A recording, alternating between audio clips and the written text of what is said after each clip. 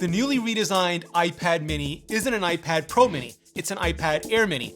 It's like a foldable phone that doesn't fold, but can still fit in the back pocket of your non-hipster, non-skinny jeans or the palm of many larger-sized hands. Bigger edge-to-edge display, candy-colored shells, Touch ID in the power button, USB-C in the base, stereo landscape speakers, Apple Pencil 2, if no Magic Keyboard Mini, sub-6 5G, if no mmWave, but also it's rocking that A15 chipset and center stage capable front camera. But in addition to losing the home button, it's also lost the headphone jack. And while it's the most feature-packed iPad mini ever, it's also the most expensive iPad mini ever, starting at the same 64 gigabytes, but newly priced at $499. So is Apple's biggest mini ever worth it?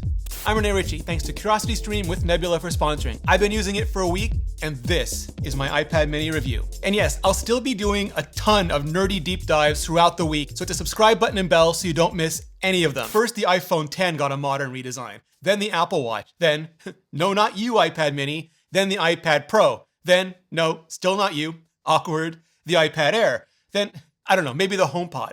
But now, finally, it's the iPad mini's turn. The way Apple's implemented the new design language is both incredibly familiar, similar to what they did last year with the iPad Air, but in a way that's also unique to the mini, because mini. The home button is gone, of course, and about a quarter of the bezel with it. What's left is rounded now at the corners and stretched from the original 7.9 inches to a new 8.3 inches. It doesn't have quite as many pixels as the Air anymore because of the bezel to screen size ratio, but it's still got the highest density of any iPad display. So text and graphics are super sharp and crisp, and it just feels remarkably roomy for a mini, especially for watching TV shows and movies. It's like a YouTube video machine, and for AR experiences where the lightweight also makes it way easier to use for longer periods of time, for work and for fun. And for a price, which I'll get to in a minute. Now, because there's no home button, you navigate with gestures like swiping up to go home, same as the recent iPad Pro, iPad Air, and the last several generations of iPhone. It takes about an hour to a day to get used to it, and then you're flying, especially with the new multitasking multi-window button and app library that come as part of iPadOS 15. Because there's no headphone jack, you have to use USB-C headphones or go wireless with AirPods or something similar. But for me at least, wireless really seems to fit the on-the-go nature of the iPad mini. Where the iPad Pro feels like a big professional rig, the iPad mini really feels like run and gun for computing, for people who need something bigger than a phone but not as big as a traditional tablet, and why the mini has proven so popular with people who want or need to take their work, take their play into the field, on rounds, into the lab, on site, or into the sky. But there are a few things I am semi-salty about. The mini's gotten one less color than the Air. Space gray, because yes, good old space gray, but starlight instead of silver, which has just a dash of gold in it. Pink instead of rose gold, and a new purple, which I straight up love. And the Air doesn't have, but then the Air has sky blue and mint green. And if you want to compare for yourself, I'll link my iPad Air review in the description right below the like button. Now, the Mini does have something else the Air does not. 5G NR, at least frequency range 1 5G, sub-6, the low and mid bands, no FR2 high band mmWave. I get sub-6 in my area, and it gives me roughly twice the speed of LTE, between 250 and 300 down, which isn't mmWave speeds, but also doesn't get blocked by, leaves and rain and turning a corner. It also has Wi-Fi 6, if not Wi-Fi 6E, which is the latest 6 gigahertz version. All that to say, the new Mini has among the fastest wireless networking available, just not the absolute fastest, and how much that matters to you depends on what your home router is and what your local cell phone carriers provide. It also has USB-C, which just continues to replace Lightning or USB-A on every single Apple product not named iPhone. It's pure USB-C, like the iPad Air, not Thunderbolt as well, like the iPad Pro or like the Max, but it's compatible with a wide range of popular modern computer peripherals, which is the whole entire point. And it's also powered by the A15 Bionic, Apple's latest generation chipset, the same one powering the iPhone 13 Pro, specifically the Pro because it's the 5 GPU core version like the Pro. And that extra graphics firepower and the new video encode and decode blocks,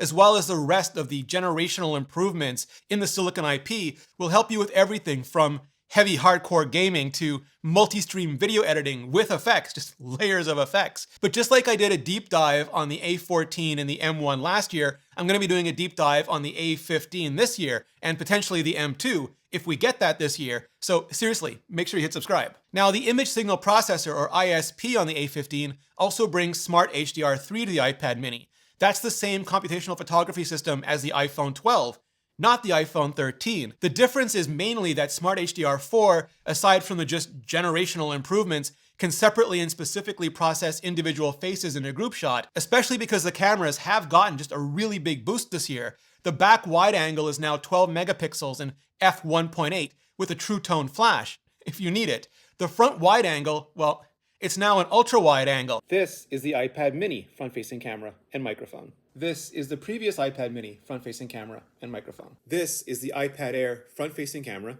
and microphone. This is the 11-inch iPad Pro front-facing camera and microphone. It's also center stage enabled. That's what Apple calls this technology that they debuted with the new iPad Pro back in April. It basically crops down and then pans and scans around you to keep you in the frame as you walk around, and then zooms in or out if and when more people join you or leave you in the frame. And it's super fun if you have a family or a group of friends, or, are hosting a YouTube cooking channel, or just like standing and pacing at work. But all of this does come at a price, specifically $100 more than the previous iPad mini. $499 for 32 gigabytes, $649 for 256 gigabytes, and add $150 on top of that if you want 5G, which will be a lot, legitimately a lot for some people, especially because the bigger, simultaneously updated, but still on the older design 10.2-inch iPad 9th generation still starts at $329 for that exact same 64 gigs. But Apple has just never positioned the Mini as an entry-level product. It's always been a premium product where the size isn't a bug, it isn't a discount, it is absolutely a feature, and one that a lot of people really appreciate. So with 64 gigabytes, that could work for you if you stream and cloud store all the things and work primarily in front ends and with web apps. But if not, you'll have to go all the way to 256 gigabytes because there's just no 128 gigabyte sweet spot in the middle. And even if that's not enough for you, then you'll have to abandon the Mini entirely and go pure on, full on Pro, where you can get up to 2 terabytes. But either way, anyway, here's hoping that Apple pays down the tech in the new Mini and Air as fast as they can so we can see prices go back down as fast as they can. Now, when it comes to accessories, there's no tiny Magic Keyboard Mini, which isn't at all surprising because Mini, but it is just a tiny bit disappointing insofar as I would all caps love to see what Apple could come up with, what kind of big solution they could have for that small problem.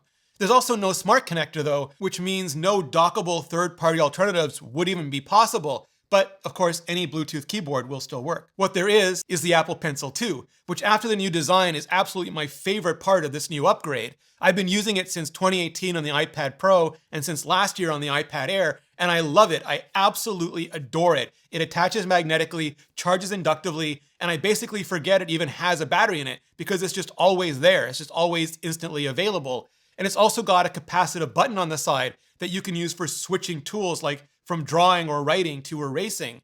Now, the last Mini got the original Apple Pencil in the last update back in 2019, and it made it into the ultimate traveling sketch pad. The Apple Pencil 2 makes it just that much more better, which is not grammatically correct, but is exactly how I feel. Now, putting the pencil on the side means moving the volume buttons to the top, which is weird at first, but, and this is cool, they're orientation aware. So if you spin the iPad mini 180 degrees, the up and down buttons reverse. They just end up where you expect them to be. And I didn't notice that at first because they were where I expected them to be. Similar, if not the same, for Touch ID and the power button. Apple prompts you to register both left and right fingers as part of the setup process. And that way, whether you're holding it in portrait or landscape, left or right, top or bottom, you'll always have a finger in very close proximity to authenticate with. Now, if I'm sounding just way too many shades of enthusiastic about the new Mini, it's because I am. It's terrific. It's the ultimate comic book reader. Fine, all kinds of book reader, portable gaming system, digital field notes,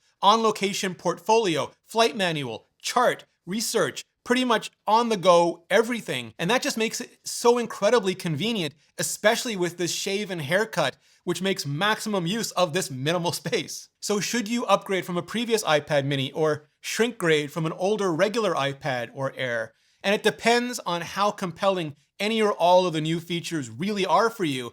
from the redesign to the Apple Pencil 2 to the A15, not just for being faster now, but being able to handle iPadOS and app updates for the next 5 or more years going forward. And that's why my advice is always wait as long as you possibly can to upgrade. Upgrade when you really need to, get the best you can afford at the time, and then enjoy the hell out of it with zero regrets, because there'll always be something new and something next. Just like on Nebula, where I post all of my videos with no ads, no sponsors, and often with bonus and extended content. Like my iPhone 13 review, where I had a bunch of random extraneous thoughts that really didn't fit in the flow of the YouTube video, but fit perfectly for people who love that kind of stuff the most on Nebula. Same with my original iPad keynote reactions, all of my interviews. And it's not just me, it's MKBHD, iPhondo, Georgia Dow, Jordan Harrod, Low Spec Gamer, Real Science, Ali Abdal, Epos Vox, and so many more, all ad-free, sponsor-free, and with original and bonus content, exclusive content on Nebula, and bundled in for free when you sign up with today's sponsor, curiositystream.com/Rene Ritchie, or click the link below. And right now, because you're watching this video, you can get CuriosityStream for 26% off, less than $15 a day, less than the price of a bistro burger, for a whole entire year. And that includes their thousands of amazing documentaries and series like The Secrets of Civilization, where modern science reveals the environmental forces that shaped human history. It's the best way to support educational creators directly and the best damn deal in streaming today. For over 26% off CuriosityStream, less than $15 a year, and Nebula bundled in for free. Just click that button on the screen or go to curiositystream.com/Rene Ritchie. Clicking that button really helps out the channel, and so does hitting the playlist above for more on the iPad Mini 6 and all of Apple's 2021 products, announced and still upcoming. Hit that playlist, and I'll see you in the next video.